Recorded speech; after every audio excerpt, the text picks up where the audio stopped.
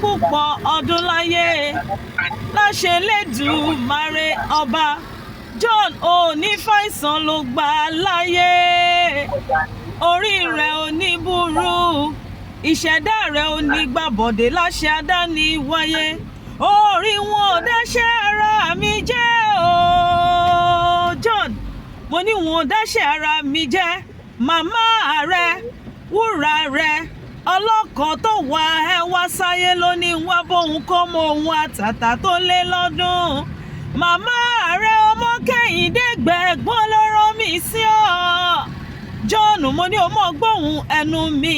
Màmá rẹ̀ ló ní mọ̀ kí ọ, ó ní kí ọ bí ológun ẹrú ọmọ lọ́jọ́ bí ó ní, ó ní kí ọ bí ọlọ́gbọ́n ìwọ̀fà, ó ní kí ọ bí ẹlẹ́gbẹ̀rún ọ̀kẹ́.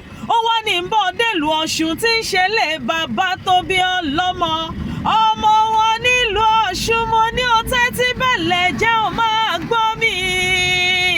Ǹlẹ́ o Ọmọládé Kojú, èwù jẹ́ alágbolódò máa gbóhùn ẹnu mi. Abániwo ọmọ tọmọ ò lè kú, mẹbí wọ lọmọ abániwo yeye tí ò lè kùnà, abániwo bàbá tí ò lè sọnù.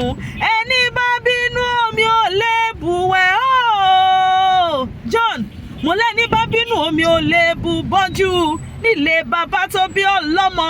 Mo ní mo kórè yèyé Ọ̀ṣun, omi o, Ọ̀tà o, Àgbà o, ọmọ wọn nílùú Ọ̀ṣun. Mo ní ọmọ ọ̀dà gànjọ́gànjọ́ ọdún rẹ̀ lóde.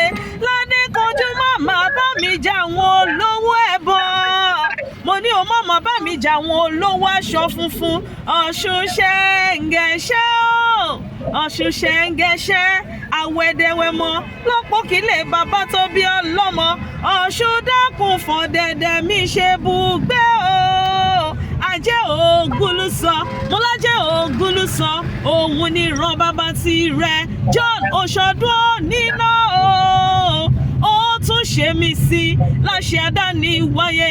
John ò ní fàìsàn ló gbà láyé, mo lọ ní fàìsàn ló gbà láyé. Orí ni ò wá ní dìrú láṣẹ Ọlọ́run ọba Elédùmarè. Á túbọ̀ máa kún ẹ fún ọgbọ́n, ìmọ̀ àti òye láti ṣàṣeyege nínú ẹ̀kọ́ rẹ. Ọjọ́ iwájú rẹ á dára John, mo lọ́jọ́ iwájú rẹ á dára, ọ̀la rẹ á sì sunwọ̀n láṣẹ àdáni wáyé.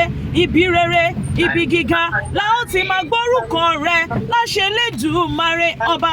Ó wá ní fọdún èyí ṣàṣemọ́ John, mo lọ́ọ̀ ní fọdún èyí ṣàṣemọ́ láṣẹ àdáni wáyé. Ojú rẹ yóò máa rọ́dún, ojú rẹ ó máa rọ́dún. Ọmọọba Ọ̀sẹ̀gíjù náà ni mo ń ké sí. Mo láṣẹ yìí ṣàmọ́dún, àṣàmọ́dún ṣẹ̀mí nínú ìdẹ̀ra. Màmá rẹ̀ ní bóun wí fún ọ wípé òun fẹ́ràn rẹ̀ gidi gan, Ọlọ́run nífẹ̀ẹ́ rẹ̀ gidi gan. Ọlọ́run dúpẹ́ lọ́wọ́ Elédùmarè tó fọmọ rere bíi John ta òun lọ́rẹ. Wàá ṣàṣeyọrí nílé ayé o John, òní kùnà láṣẹ Elédùmarè ọba. Màmá rẹ̀ wá ní wí fún ọ wípé àṣeyí ṣàmọ́dún, àṣàmọ́dún ṣẹ̀mí nínú ìdẹ̀ra. Happy birthday to you ọmọ mi àtàtà. Happy birthday to you John, with love from your darling mommy. Do you have anything to say to your mommy? Do you have anything to say to your mommy? I want to tell her that thank you, that God bless her. Okay, I'll deliver your message. Do enjoy your day, enjoy your birthday. Yeah. Bye. Thank you, Ma. Yes, ma. You're welcome, ma. Yes, ma. Bye. Bye.